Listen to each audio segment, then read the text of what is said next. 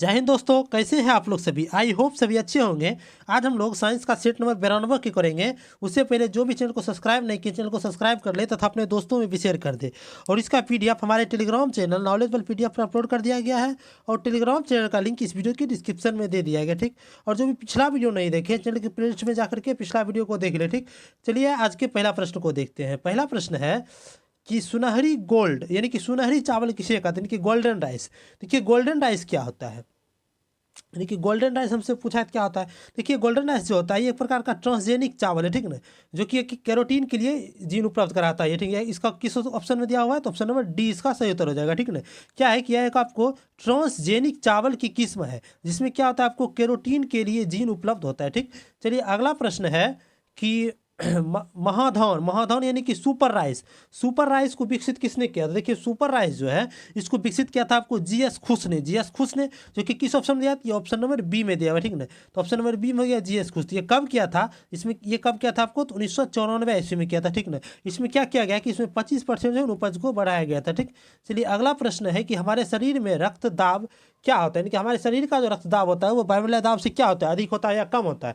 देखिए हमारा शरीर का जो रक्तदाब होता है आपको वायुमंडलीय दाब से अधिक होता है। ठीक, जो कि किस ऑप्शन दिया है, ऑप्शन नंबर बी में दिया हुआ है, वायुमंडलीय दाब से अधिक। ठीक, चलिए अगला प्रश्न है कि निम्नलिखित में से कौन सा प्लाज्मा प्रोटीन रक्त के स्कंदन में निहित है, यानी कि रक्त को जमने में कौन सा ऐसा प्लाज्मा है जो कि सहायक है। ठीक ना, तो ये है आपको फेब्रिनोजेन होता है जो कि आपको रक्त को जमने में सहायक होता है। तो इसका उत्तर क्या हो जाएगा, ऑप्शन नंबर सी हो जाएगा, फेब्रिनोजेन। ठीक, चलिए अगला प्रश्न है कि एक पारंपरिक रक्तचाप मापने वाले उपकरण जिसमें चिकित्सक को पारे के कलम को उतार चढ़ाव नजर आता है तो हस्तचलित वायु पंप किससे जुड़ा होता है। देखिए क्या होता है कि देखिए आप ब्लड प्रेशर नापने वाला जो मशीन होता है, देखिए इसमें कुछ इस प्रकार से होता है। देखिए यहाँ ऐसे रहता है और यहाँ पर एक जो है ना पंप के करने वाला एक रहता है बना हुआ। ठीक ना, और इसमें देखिए कि यहाँ पर मीटर लगा रहता है, इसके अंदर क्या रहता है आपको मरकरी का नहीं पारा का जो है कॉलम जरा रहता है। ठीक ना, और ये पंप जो है जुड़ा रहता है आपको इसी कॉलम से। ठीक ना, हमसे यही पूछा है क्वेश्चन कि हस्तचलित जो वायु पंप होता है, यानी कि इसको दाबते हैं तो ये किससे जुड़ा होता है। ये तो आपको मरकरी का जो कॉलम बना हुआ है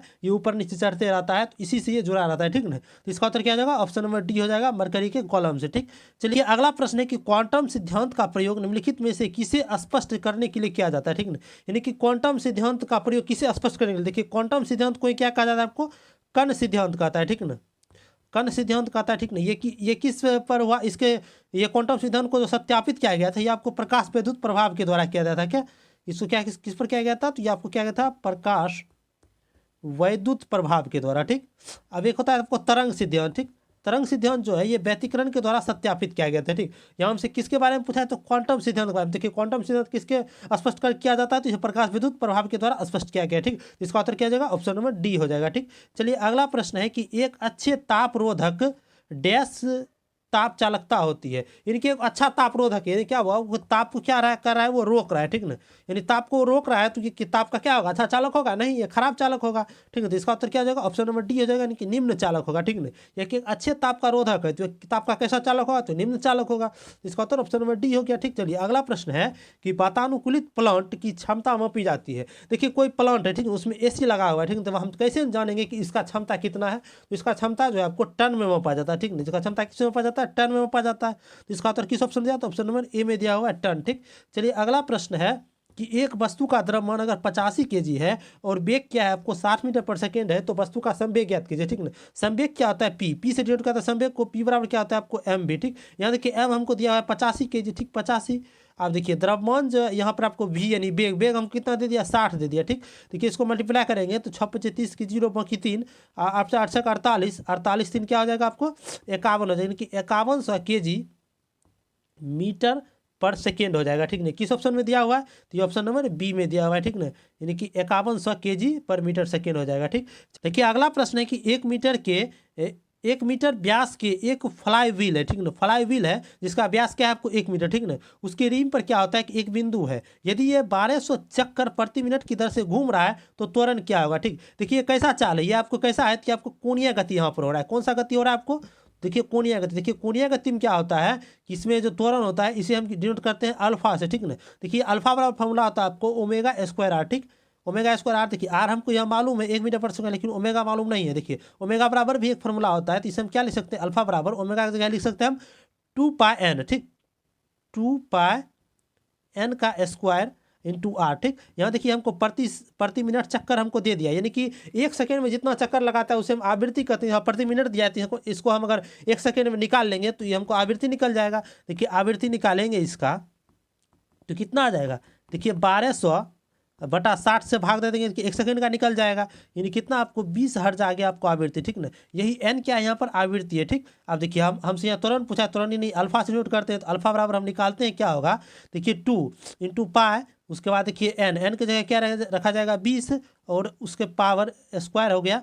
ठीक, और उसके बाद देखिए त्रिज्या कितना है तो 1 मीटर व्यास है तो त्रिज्या आधा हो जाएगा तो 1/2 हो गया। ठीक, अब देखिए इसको सॉल्व करते हैं तो सॉल्व करेंगे कितना आएगा, देखिए 4 2 दूनी 4 यानी कि 40, 4 चौक 16 यानी कि 1600 पाई स्क्वायर इंटू 1/2 यानी कि 200 गया आपका 800। ठीक, तो इसका उत्तर क्या हो जाएगा आपको कि 800 पाई स्क्वायर मीटर पर सेकेंड स्क्वायर। ठीक ना, तो किस ऑप्शन में दिया है, तो ये ऑप्शन नंबर सी में दिया हुआ है। ठीक, तो इसका उत्तर ऑप्शन नंबर सी हो गया। ठीक, चलिए अगला प्रश्न है कि पानी के वाष्पन की गुप्त ऊष्मा किसके बराबर। देखिए पानी का जो वाष्पन होता है उसका गुप्त ऊष्मा को होता है 536 कैलोरी के बराबर होता है। ठीक ना, जो कि किस ऑप्शन था, ऑप्शन नंबर सी में दिया है। ठीक ना, अगर आपसे पूछता है कि बर्फ का गलन का गुप्त ऊष्मा क्या होता है तो ये आपको 80 कैलोरी प्रति ग्राम होता है। ठीक, 80 कैलोरी प्रति ग्राम होता है। ठीक, चलिए अगला प्रश्न है कि बादलों का रंग सफेद डैश के कारण होता है। ठीक, देखिए बादलों का रंग जो सफेद दिखता है आपको ये प्रकाश की प्रकीर्णन के कारण होता है। ठीक, ये किस ऑप्शन दिया, तो ऑप्शन नंबर डी में दिया, इसका उत्तर ऑप्शन नंबर डी हो गया। ठीक, चलिए अगला प्रश्न है कि तीसरे आवर्त में मौजूद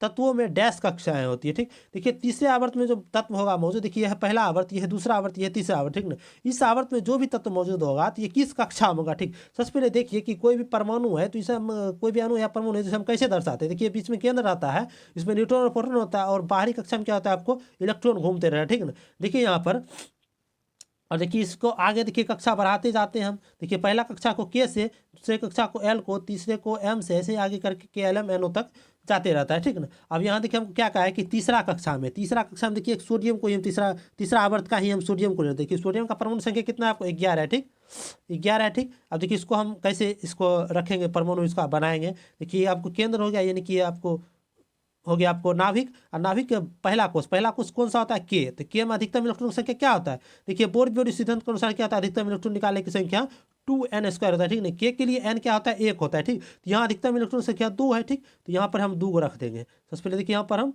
2 इलेक्ट्रॉन को रख देते हैं। देखिए यहाँ 2 इलेक्ट्रॉन रख दिए, एक यहाँ रख दिए, एक यहाँ रख दिए, यहाँ 2 इलेक्ट्रॉन रख दिए। ठीक, अब देखिए दूसरा कक्षा खिंचाएगा तो देखिए दूसरा कक्षा में यहाँ टोटल 11 है तो ये 2 रख दिए। और तीसरा देखिए दूसरा कक्षा के एक बाद आता है आपको एल, तो एल में अधिकतम इलेक्ट्रॉन की संख्या क्या होता है, तो 2 है तो 2 दूनी 4 दूनी 8, यहाँ पर क्या अधिकतम इलेक्ट्रॉन संख्या 8 है। ठीक ना, यहाँ 8 है तो यहाँ पर 8 को हम लिख देंगे। ठीक, देखिए यहाँ पर 8 को हो गया यानी 8 2 10 हो गया, फिर भी एक बच गया तो ये तीसरा कक्षा में जाएगा यानी कि एम कक्षा में जाएगा।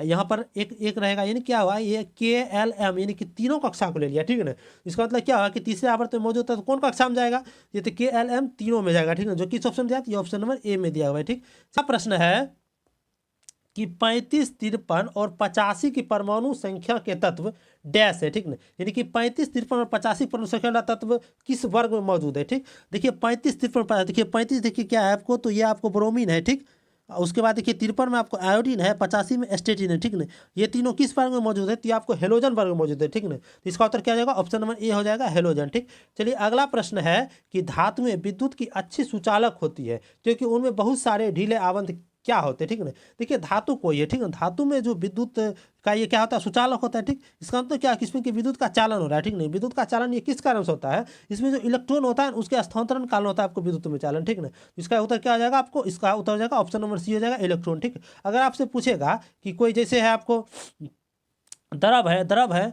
द्रव में जो है आपको अगर पूछेगा कि विद्युत चालन कैसे होता है तो इसमें होता है आपको आयन के कारण होता है। ठीक है ना, तो चलिए अगला प्रश्न है कि निम्नलिखित में से कौन सा विभिन्न रूपों में मौजूद हो सकता है। ठीक ना, यानी कि विभिन्न रूपों में उसका अपरूप ज़्यादा है। ठीक, तो अपरूप ज़्यादा किसका है, तो कार्बन का है। इसका उत्तर क्या है, ऑप्शन नंबर सी हो जाएगा कार्बन। ठीक, चलिए अगला प्रश्न है कि नेट्रियम निम्न में से किसका लैटिन नाम है।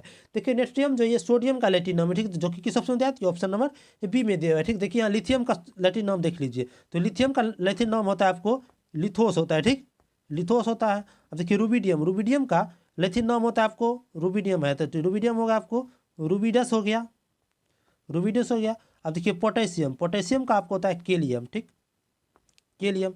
यहाँ हमसे किसका पूछा था, तो नेट्रियम सोडियम का होता है, तो ऑप्शन नंबर 20 का सही उत्तर हो गया। ठीक, चलिए अगला प्रश्न है कि एक एलिमेंट के एलोट्रॉप की भौतिक विशेषताएं भिन्न होती है क्यों। देखिए सबसे पहले समझिए एलोट्रॉप होता है क्या। देखिए एलोट्रॉप जो है आपको, ये आप अपरूप को एलोट्रॉप कहते हैं। ठीक, यानी अपरूप को एलोट्रॉप कहते हैं। यानी क्या हुआ कि अपरूप जितना भी होता है, देखिए इसका तो है रासायनिक गुण समान होता है, ठीक, लेकिन इसका संरचना क्या होता है आपको भिन्न भिन्न होता है। ठीक, इसके परमाणु की संरचना जो होता है ये भिन्न भिन्न होता है। जो किस ऑप्शन दिया, ऑप्शन नंबर डी में जो है परमाणु की संरचना भिन्न भिन्न होता है। ठीक, चलिए अगला प्रश्न है कि निम्नलिखित में से कौन सा बायोमास ऊर्जा का एक स्रोत नहीं है। ठीक ना, देखिए सबसे पहले समझिए बायोमास क्या होता है। देखिए बायोमास क्या होता है कि जैसे जितना भी सड़ा गला पदार्थ होता है, सड़ा गला पदार्थ, उससे जो ना आपको ऊर्जा निकालते हैं, तो उसे हम क्या कहते हैं, बायोमास कहते हैं। ठीक ना, जैसे देखिए लकड़ी को भी सड़ा कर से ऊर्जा निकाला जाता है, इथेनॉल को भी निकाला जाता है, लेकिन गाय के गोबर से भी बनाया जाता है, निकाला जाता है इससे ऊर्जा। लेकिन परमाणु ऊर्जा जो है इससे गलाया नहीं जा सकता है। ठीक ना, इसका उत्तर क्या जाएगा, ऑप्शन नंबर डी जगह कि क्या करें आपको कि बायोमास ऊर्जा का स्रोत नहीं है। तो बायोमास ऊर्जा का स्रोत हमें कौन सा, परमाणु ऊर्जा नहीं है, तो इसका उत्तर क्या होगा, ऑप्शन नंबर डी हो गया। ठीक,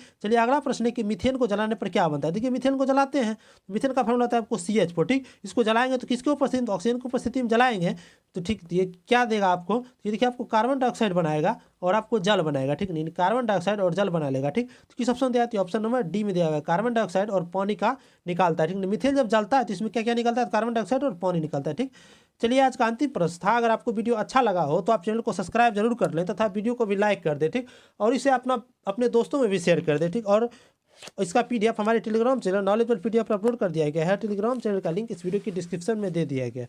और जो भी पिछला वीडियो नहीं देखे, चैनल पर एक प्लेलिस्ट बना दिया गया है डेली साइंस प्रैक्टिस सेट नाम से, उस प्लेलिस्ट में जाकर के आप पिछला वीडियो को देख ले। ठीक, चलिए वीडियो में अंत तक बने रहने धन्यवाद, मिलते हैं अगले वीडियो में।